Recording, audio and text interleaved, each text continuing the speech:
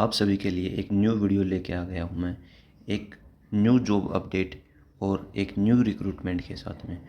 Punjab and Haryana high court जो आपका चंडीगढ़ में स्थित है, इसने बम्पर भर्ती निकाली है 2022 में, और अभी 2023 में इनकी एक न्यू वैकेंसी निकाली गई है कोर्ट क्लर्क के अंतर्गत। आज ही इसका 24 फरवरी को नोटिफिकेशन जारी किया गया है।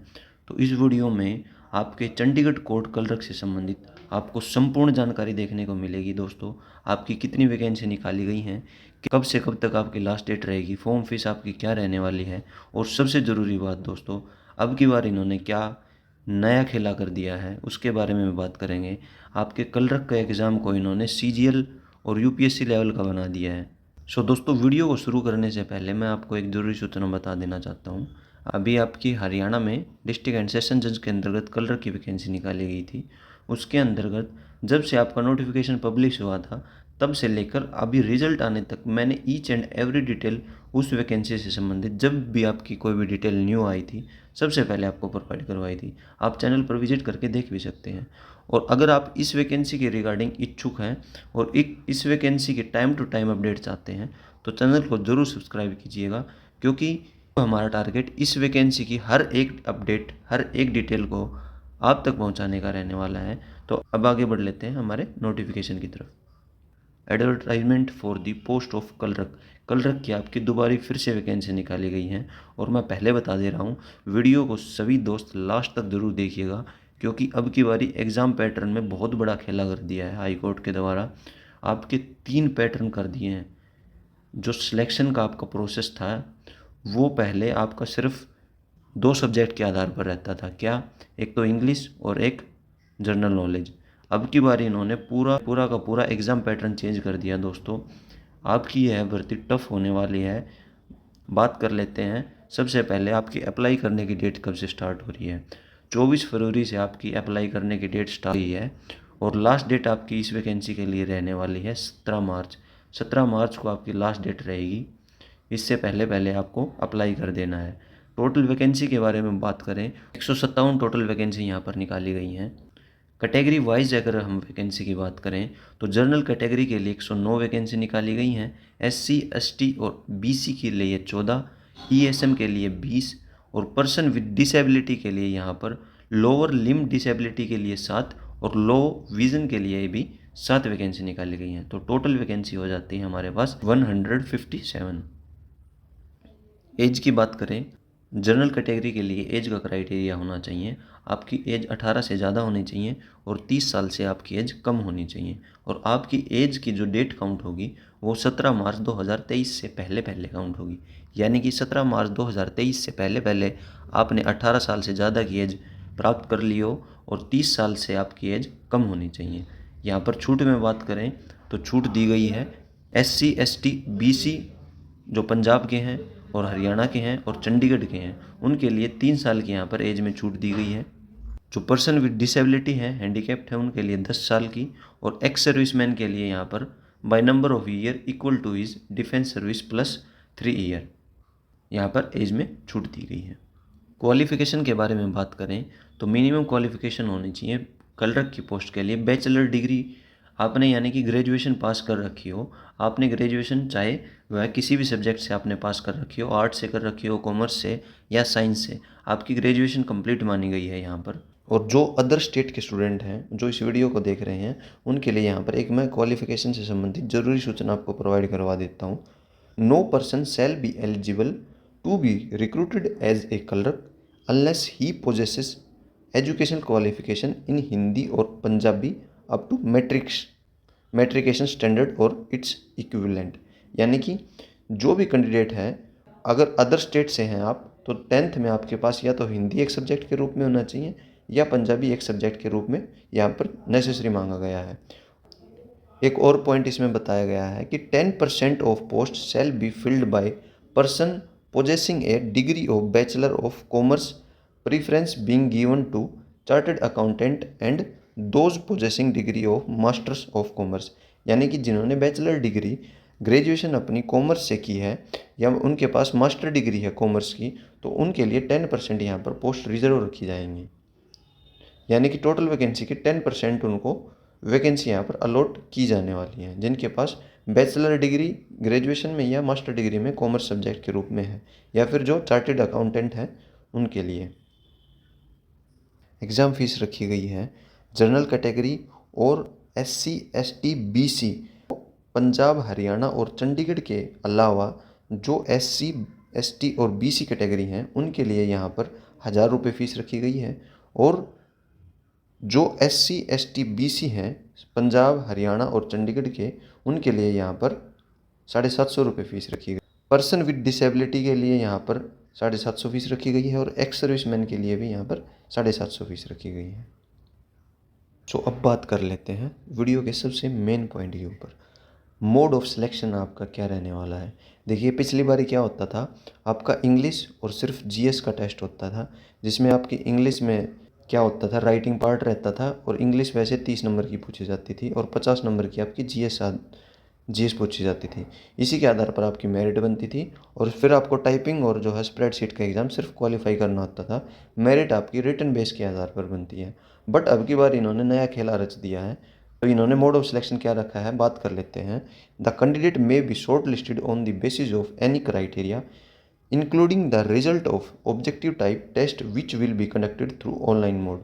आपका ऑब्जेक्टिव टाइप पेपर होने वाला है अभी, जो 200 नंबर का आपका रखा गया है, जिसमें 200 objective type multiple choice question पूछे जाएंगे आपसे, जिसमें आपका सब्जेक्ट रखा गया है जनरल नॉलेज, न्यूमेरिकल एबिलिटी यानी कि मैथ, और जनरल इंग्लिश, रीजनिंग और clerical aptitude, general intelligence and general awareness, यानी कि जो आपके बाकी एग्ज़ाम में सब्जेक्ट आते हैं वो सभी अभी आपके इस बारे पूछे जाने वाले हैं। तो टोटल आपका सिलेक्शन 3 मोड के आधार पर रहेगा, फर्स्ट एग्ज़ाम, सेकंड एग्ज़ाम और थर्ड एग्ज़ाम। तो पहला जो एग्ज़ाम है होगा आपका, वो आपका एग्ज़ाम होगा 200 नंबर का, 200 क्वेश्चन के साथ में, जिसके लिए आपको 2 घंटे का समय दिया जाएगा, और इस पेपर के लिए आपकी नेगेटिव मार्किंग रखी गई है 1/4, यानी कि कोई भी आपने अगर 4 क्वेश्चन गलत किए हैं तो आपका जो एक क्वेश्चन सही होगा उसका मार्क्स आपसे काट लिया जाएगा। तो basically 4 subject reasoning, math, English और GS यहाँ पर रहने वाले हैं, साथ में करंट अफेयर। तो ये सब्जेक्ट से आपके 200 मल्टीपल ऑब्जेक्टिव टाइप क्वेश्चन आपसे पूछे जाने वाले हैं। फिर इसमें आगे बताया गया है candidate equivalent to 5 time category wise of the advertise vacancy. जितनी आपकी कैटेगरी वाइज आपकी वैकेंसी निकाली गई हैं उसके 5 गुना कैंडिडेट को यहाँ पर मेंस एग्जाम के लिए बुलाया जाएगा। Would be short listed for the main examination, main written examination.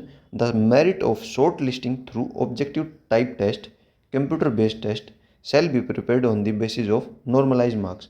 यानी कि नॉर्मलाइजेशन आपका रहने वाला है, 200 नंबर में से आपने जितने क्वेश्चन अटैम्प्ट किए होंगे आपकी कैटेगरी वाइज कट ऑफ निर्धारित की जाएगी वैकेंसी के 5 गुना, और वैकेंसी के 5 गुना में अगर आप मेरिट लिस्ट में आते हैं तो आपको मेंस एग्जाम के लिए यहाँ पर बुलाया जाएगा। और जो आपका स्कोर काउंट होगा वो नॉर्मलाइजेशन होने के बाद में जितना आपका स्कोर बनता है 200 में से, उसके हिसाब से आपको मेंस एग्जाम में मेरिट के लिए यहाँ पर मेंस एग्जाम देने के लिए यहाँ पर आपको बुलाया जाएगा। तो मेंस आपका एग्जाम होगा जिसके लिए बताया गया है the candidate short listed shall have to appear in main examination subjective और डिस्क्रिप्टिव, यानी कि यह सब्जेक्टिव पार्ट भी रहेगा और आपका डिस्क्रिप्टिव भी पार्ट रहेगा, जो कि आपका 3 घंटे का रखा गया है।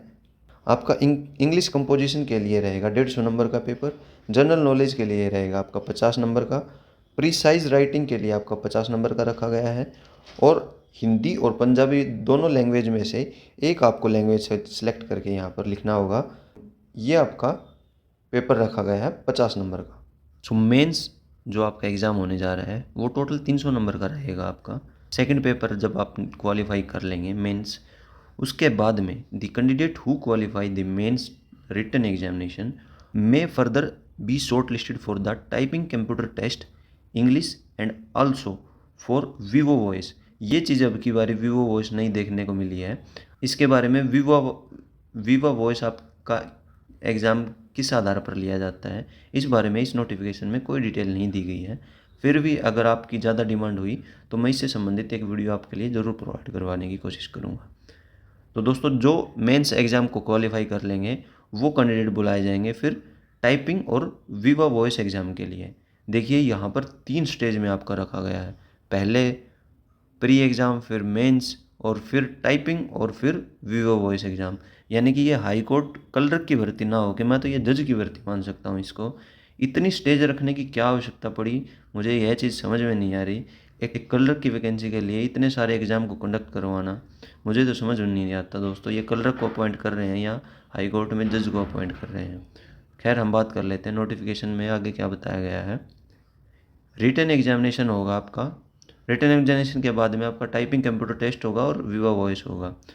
जो मेंस एग्ज़ाम को क्वालिफाई कर लेंगे कैंडिडेट, उनका होगा पहले टाइपिंग टेस्ट, और जो कैंडिडेट टाइपिंग टेस्ट को क्वालिफाई करेंगे उसके बाद में उनका होगा विवा वॉइस टेस्ट।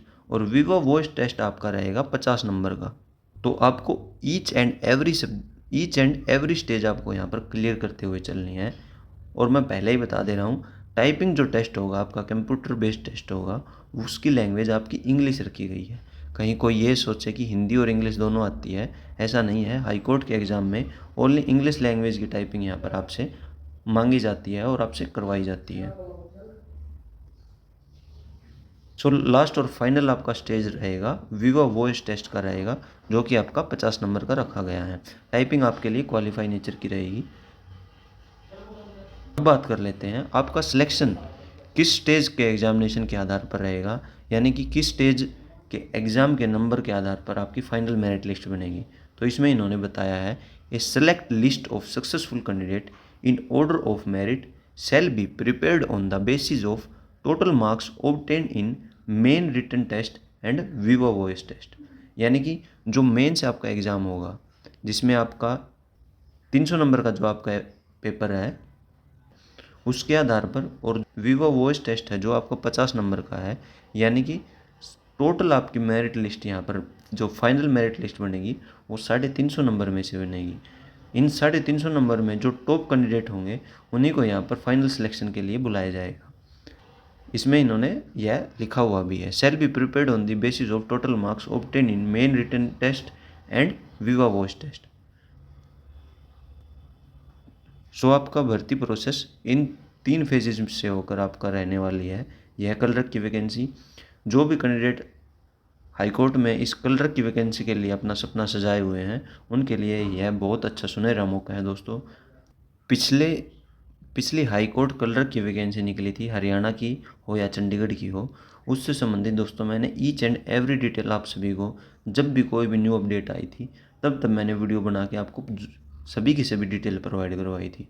और इस वैकेंसी के रिगार्डिंग भी ऐसा ही होने वाला है। अब आपकी एडवर्टाइजमेंट निकाली गई है तो सबसे पहले मैंने कोशिश की है आप सभी तक वीडियो पहुंचाने की, और ऐसे ही इस वैकेंसी के संबंधित कोई भी अगर न्यू अपडेट आती है, जैसे ही न्यू अपडेट आएगी सबसे पहले मैं कोशिश करूंगा आप सभी तक पहुंचाने के लिए।